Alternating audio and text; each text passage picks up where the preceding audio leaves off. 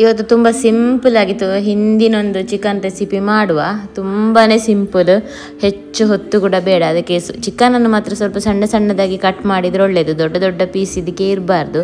ಅದಕ್ಕೆ ನಾನಿಲ್ಲಿ ಸಣ್ಣ ಸಣ್ಣ ಕಟ್ ಮಾಡ್ತಾ ಇದ್ದೇನೆ. ಹಿಂದೆ ಎಲ್ಲ ಈ ಸಣ್ಣ ಸಣ್ಣ ಕೋಳಿಗಳನ್ನು ಬಾಣಂತಿಗೆಲ್ಲ ಜಾಸ್ತಿಯಾಗಿ ಹೀಗೆ ಮಾಡ್ತಿದ್ರು, ಮನೆಯವರಿಗೂ ಆಗ್ತಿತ್ತು. ಚಿಕನನ್ನು ಸ್ವಲ್ಪ ಸಣ್ಣ ಸಣ್ಣದಾಗಿ ಕಟ್ ಮಾಡಿಕೊಂಡು ತೊಳೆದು ತಂದಿದ್ದೇನೆ. ಇದು ತುಂಬ ಹಿಂದಿನ ಕಾಲದ ಹಿಂದಿನ ರೆಸಿಪಿ ಅಂತಾನೆ ಹೇಳ್ಬೋದು ಇವತ್ತಿನ ಈ ಚಿಕನ್ ರೆಸಿಪಿ. ಮಣ್ಣಿನ ಪಾತ್ರೆ ತಗೊಂಡಿದ್ದೇನೆ, ಅದಕ್ಕೆ ಸ್ವಲ್ಪ ಎಣ್ಣೆ. ಇವತ್ತು ಈ ರೆಸಿಪಿಗೆ ಎಣ್ಣೆನೆ ಹಾಕ್ಲಿಕ್ಕೆ, ಬೆಣ್ಣೆ ತುಪ್ಪ ಎಲ್ಲ ಅಲ್ಲ, ತೆಂಗಿನ ಎಣ್ಣೆ ಒಂದು 2-3 ಸ್ಪೂನ್ ಅಷ್ಟು.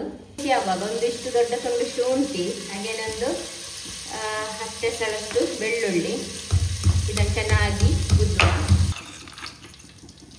ಇದಕ್ಕೆ ಹಾಕುವ. ಸ್ವಲ್ಪ ಕರಿಬೇವು. ಎಂತ ಮಣ್ಣಿನ ಪಾತ್ರೆ ಮಾರೆ, ನಾನು ಹೆದ್ರಿ ಓಡಿ ಹೋದೆ ಒಮ್ಮೆ ಕಿಚನಿಂದ, ಕ್ಯಾಮರಾ ಆಫ್ ಇತ್ತು ನೋಡಿ. ಮಣ್ಣಿನ ಈ ರೀತಿ ಇದು ಉಂಟಲ್ಲ ಚೆಪ್ಪೆ, ಅದು ಸಿಡ್ದದ್ದು, ಆ ಪಾತ್ರೆಯಲ್ಲಿದ್ದ ಶುಂಠಿ ಎಲ್ಲ ರಟ್ಟಿ ಹೋಯಿತು. ಅದಕ್ಕಿಂತ ಜಾಸ್ತಿ ಹಾಕಿದ್ದೆ ನೋಡಿ. ಮಣ್ಣಿನ ಪಾತ್ರೆಯಲ್ಲಿಯೂ ಕಲಗರಕ್ಕೆ ಶುರು ಆಯ್ತಲ್ಲ ನೋಡಿ, ಕಾಣ್ತಿಲ್ಲ. ನಾನೊಂದು ಗೊಬ್ಬೆ ಹಾಕಿ ಓಡಿದ್ದೇನೆ. ಈಗ ಇದಕ್ಕೆ 2 ಈರುಳ್ಳಿ, ಹಾಗೆಯೇ ಖಾರಕ್ಕನುಸಾರವಾಗಿ ಕಾಯಿ ಮೆಣಸು. ನಾನಿಲ್ಲಿ ಒಂದು 4 ಕಾಯಿ ಮೆಣಸನ್ನು ಭಾಗವಾಗಿ ಕಟ್ ಮಾಡಿಕೊಂಡಿದ್ದೇನೆ. ಈರುಳ್ಳಿ ಸ್ವಲ್ಪ ಫ್ರೈ ಆದ್ಮೇಲೆ 2 ಟೊಮೆಟೊ, ಇದೊಂದು ಮರ್ತೋಯ್ತು, ಒಂದು 2 ತುಂಡು ಚಕ್ಕೆ, ಒಂದು 2 ಲವಂಗ. ಇದು ಮೊದಲಿಗೆನೆ ಹಾಕ್ಬೇಕು, ಯಾವಾಗ ಅಂದ್ರೆ ಶುಂಠಿ ಬೆಳ್ಳುಳ್ಳಿ ಹಾಕುವಾಗ. ಹಾಕದಿದ್ರು ಆಗ್ತದೆ, ಹಿಂದೆ ಅದೆಲ್ಲ ಹಾಕ್ತಿರ್ಲಿಲ್ಲ. ಆದರೆ ನಮಗೆ ಇವಾಗ ಅದರದ್ದೆಲ್ಲ ಫ್ಲೇವರಿಗೆ ನಾವು ಅಡಿಕ್ಟ್ ಆಗಿದ್ದೇವಲ್ಲ, ಹಾಗಾಗಿ ಸ್ವಲ್ಪ ಹಾಕಿದ್ರು ಆಗ್ತದೆ, ಹಾಕದಿದ್ರು ಆಗ್ತದೆ. ಹಾಕುದಾದ್ರೆ ಮಾತ್ರ ಮೊದಲಿಗೆನೆ ಹಾಕ್ಬೇಕು, ಟೊಮೆಟೊ ಸಾಫ್ಟ್ ಆಗಲಿ. ಹಿಂದೆ ಟೊಮೆಟೊ ಕೂಡ ಇಲ್ಲ, ಇವಾಗೆಲ್ಲ ಟೊಮೆಟೊ ಎಲ್ಲ ನಮಗೆ ಬೇಕೇ ಬೇಕು. ಈಗ ಇದಕ್ಕೆ ತೊಳೆದಿಟ್ಟಂತ ಚಿಕನನ್ನು ಆ್ಯಡ್ ಮಾಡುವ.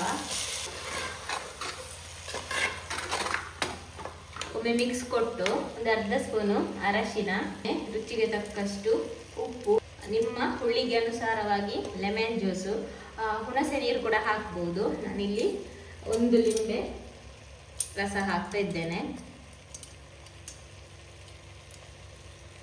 ಈಗ ಒಮ್ಮೆ ಚೆನ್ನಾಗಿ ಮಿಕ್ಸ್ ಮಾಡಿ. ಈಗ ಉಪ್ಪೆಲ್ಲ ಚೆಕ್ ಮಾಡಬೇಕು, ಬೇಕಿದ್ರೆ ಒಂದು 1/2 ಗ್ಲಾಸ್ ನೀರು ಹಾಕ್ಬೋದು, ಅಥವಾ ಹೀಗೇನೆ ಬೇಯಲಿಕ್ಕೆ ಬಿಟ್ಟರೆ ಅದು. ಚಿಕನ್ ಒಂದು 15 ನಿಮಿಷ ಬೇಯಲಿ.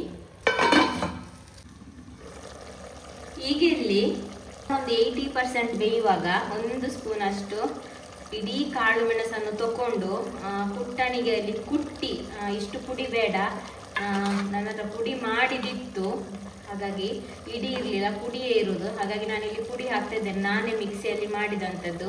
ನೀವು ಸಾಧ್ಯವಾದರೆ ಕಾಳು ಮೆಣಸನ್ನು ಒಂದು ಖಾರಕ್ಕನುಸಾರವಾಗಿ ತಗೊಳ್ಳಿ. ನಾನು 1 ಸ್ಪೂನ್ ಹಾಕಿದ್ದೇನೆ. ಕಾಳು ಮೆಣಸನ್ನು ತಗೊಂಡು ಕುಟ್ಟಿ ಕ್ರಷ್ ಮಾಡಿ ಅದನ್ನು ಹಾಕಿ, ಫುಲ್ ನೈಸಾಗಿ ಪುಡಿ ಬೇಡ, ಕ್ರಷ್ ಮಾಡಿ ಹಾಕಿ ನಂತರ ಉಳಿದ 20% ಬೇಯಲಿಕ್ಕೆ ಬಿಡಬೇಕು. ಈ ಕುಟ್ಟಿ ಹಾಕಿದ್ರೆ ಅದರ ಪರಿಮಳ ಟೇಸ್ಟ್ ಸೂಪರ್ ಆಗಿರ್ತದೆ, ಹಾಗೇನೆ ಹಾಕ್ಲಿಕ್ಕೆ ಟ್ರೈ ಮಾಡಿ. ಇನ್ನು ಕಂಪ್ಲೀಟ್ ಬೆಂದ ಮೇಲೆ ಕೊನೆಗೆ ಸ್ವಲ್ಪ ಕೊತ್ತಂಬರಿ ಸೊಪ್ಪನ್ನು ಹಾಕು. ಇದು ಕೂಡ ನನ್ನದೇ, ಇದು ಹಿಂದಿಂದಲ್ಲ. ಇದು ಚಿಕನ್ ಬೆಂದಿದ್ರೆ ಗ್ಯಾಸ್ ಆಫ್ ಮಾಡಿದ್ರೆ ಆಯ್ತು. ಇಲ್ಲಿಗೆ ಚಿಕನ್ ಉಪ್ಪುಂಚಿ ಅಥವಾ ಚಿಕನ್ ಉಪ್ಪು ಕರಿ ರೆಡಿ ಆಯ್ತು. ಯಾವಾಗಲೂ ಒಂದೇ ರೀತಿ ತಿನ್ನೋದಕ್ಕೆ ಬೋರ್ ಆಗಿದ್ದಾಗ ಈ ರೀತಿ ಒಮ್ಮೆ ಟ್ರೈ ಮಾಡ್ಬೋದು. ಹಾಗೇನೆ ಕುತ್ಕೊಂಡು ತಿನ್ಲಿಕ್ಕೆ ಒಳ್ಳೇದಾಗ್ತದೆ. ಚಿಕನ್ ಹಾಗೇನೆ ತಿನ್ಬೋದು, ಊಟಕ್ಕೂ ಹಾಗೆ ಆ ಸಾರು ಹಾಕೊಂಡು ಊಟ ಮಾಡ್ಲಿಕ್ಕೆ ಒಳ್ಳೇದಾಗ್ತದೆ. ಟೇಸ್ಟ್ ಕೂಡ ಡಿಫ್ರೆಂಟ್ ಆಗಿರ್ತದೆ. ಒಂದೇ ರುಚಿ ತಿಂದಾಗ ಈ ಕಡಿಮೆ ಮಸಾಲೆ ಹಾಕಿದ ಚಿಕನ್ ತಿನ್ಲಿಕ್ಕೆ ಚಿಕನ್ ತುಂಬಾ ರುಚಿ ಆಗ್ತದೆ ಬಾಯಿಗೆ. ಇದರಲ್ಲಿ ಕಾಳು ಮೆಣಸು ಮತ್ತೆ ಕಾಯಿ ಮೆಣಸಿನ ಪರಿಮಳನೇ ಬರ್ತಾ ಇರ್ತದೆ. ಮತ್ತೆ ಹುಳಿ ಎಲ್ಲ ಕಡಕ್ ಹಾಕಿದ್ರೆ ಹುಳಿ ಖಾರ ತುಂಬಾ ಒಳ್ಳೇದಾಗ್ತದೆ.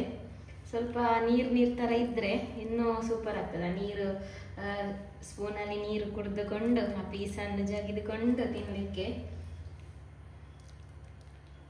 ಇದಕ್ಕೆ ಚಿಕನ್ ಸಣ್ಣ ಸಣ್ಣದ ಪೀಸ್ ಮಾಡಿದ್ರೇ ಒಳ್ಳೆಯದು.